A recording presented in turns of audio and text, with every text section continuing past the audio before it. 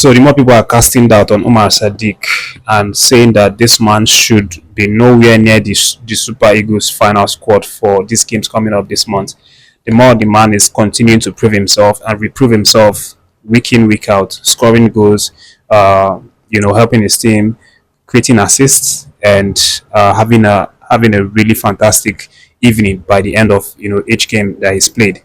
And there is definitely no doubt in my mind whatsoever that despite his past in the Super Eagles, I'm sure Coach Chelle, has probably ranked him right now among one of the best strikers, informed strikers right now that he has, to play these games coming up later. Whether I would like it or not, this is, what I'm sure is going through the coach's mind. And I will not be surprised if Umar Sadiq, is one of the guys that Coach Shell selects later on. Of course, he showed up yesterday again, scoring the winning goal for his Sevilla side as they played at a 2-1 victory over Valladolid. Omar scored in the 58th minute, and that came after Lataza equalized in the 40th minute, cancelling out a goal scored early on by Valencia through the boots of Lopez in the 7th minute.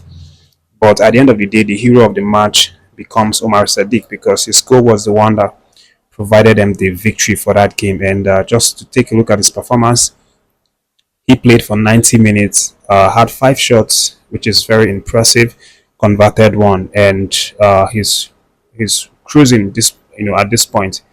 Obviously, it was less than a week ago that he scored a brace, for Valencia rather, and this week we have seen him done it again. So definitely, he needs his flowers. He needs to be appreciated definitely. And if he gets called up, I'll be so glad for him. And speaking about our players' performance yesterday, it wasn't a really good day for Bayern Leverkusen and Victor Boniface and also Npfl because they were defeated yesterday by Werder Bremen. That game was, I think, one of the most disappointing performances that we've seen Bayern Leverkusen put up in the last 2 seasons. He ended in 2-0 defeat of Bayern Leverkusen at home, and one of Super Eagles eligible, that's Njima, actually scored the goal that nailed Bayern Leverkusen at the dying minutes in the 90 plus 4th minute. But interestingly, Victor Boniface was an unused sub for this game, and I saw this. I wondered, what is Xabi Alonso doing? To not even play Victor Boniface, to not bring him on, knowing fully whether he needed the goal. He was losing. He decided to go with Sheikh from the start of the match, and then didn't bring him on. But aside from Victor Boniface, Nathan Tella played the game, starting the match, played for 90 minutes, had 1 shot, but nothing could come out of it. And again, we'll talk about this period being the period where Coach Eric Shaw is monitoring these players that are in the list and is expecting some sort of extra performances from these players so that he can move the ones that perform his final 23-man squad and then remove the other 16. And obviously, Xabi Alonso is not doing Victor Boniface any favor by not playing him in games. And I'm sure this is definitely going to have a sort of a ripple effect on Victor Boniface's chances. He's still very valuable. He's still highly rated, I'm sure, by the coach among the list. But whether you like it or not, the coach is going to be gravitating towards the guys that are in form and have been scoring recently. And if Boniface keeps staying in the bench and doesn't play games very much, I think his chances of being included in the final list is going to be jeopardized. But over at the EPL, we saw some really shocking results, particularly with the first game that was played, game between Nottingham Forest and Man City. Nottingham Forest came out tops in that game, beating Man City 1-0. And that was really shocking for me, for the football community. I no one ever thought that they would beat Man City. But at the end of the day, they defeated Man City, and now they are 5 points clear of Man City, 4 points rather clear of Man City, in third position, and then City retains their fourth position. But if Chelsea wins today, they will top Manchester City. But the most important thing is that our man Ola Aina was one of the top performers that got that victory over at Man City.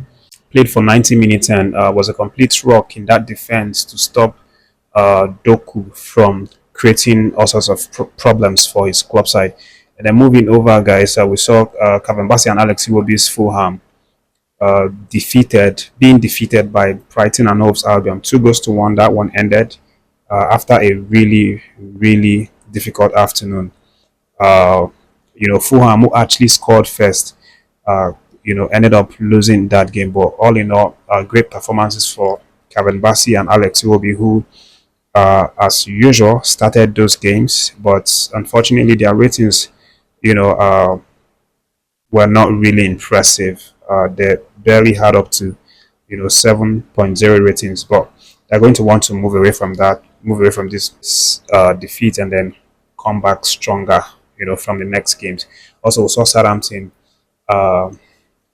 coming from an advantage position to lose to Liverpool 3-1. They actually scored the first goal, and man, I was checking that scoreline, and I was like, Southampton want to cause some big upsets. I was almost happy for them, but I was really scared for them because I knew that Liverpool would come with full force in the second half to frustrate them and get something out of the game. At the end, they lost that game 3-1, and for our players, we didn't really have a lot of them starting. Just Ugochukwu was the man that started from the get-go, and then later on we saw the likes of Joe Aribo being introduced. Paul Nacho as well got introduced in the 84th minute. Aribo introduced in the 83rd minute for the game. And they still sit disappointedly at the bottom of the table right now. They've not won a lot of games this season, and after 28 games, they are at the 20th position with 9 points. I don't know if there's any hope for these guys anymore.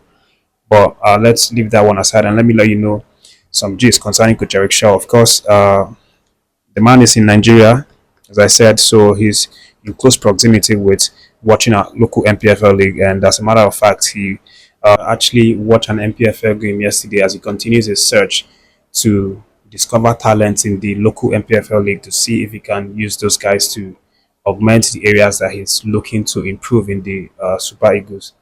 And for the game between Rivers United against Niger Tornadoes, he ended 1-0 in favor of Rivers United, which is currently coached by former Super Eagles head coach Finidi. So Eric Shaw was in attendance for that game in Port Harcourt and enjoyed the match through the stand. But guys, we'll see what happens. Our games keep coming up quick and fast on the 21st and then on the 25th. And then hopefully, we get to see the guys that finally make the 23-man list in the next coming hours.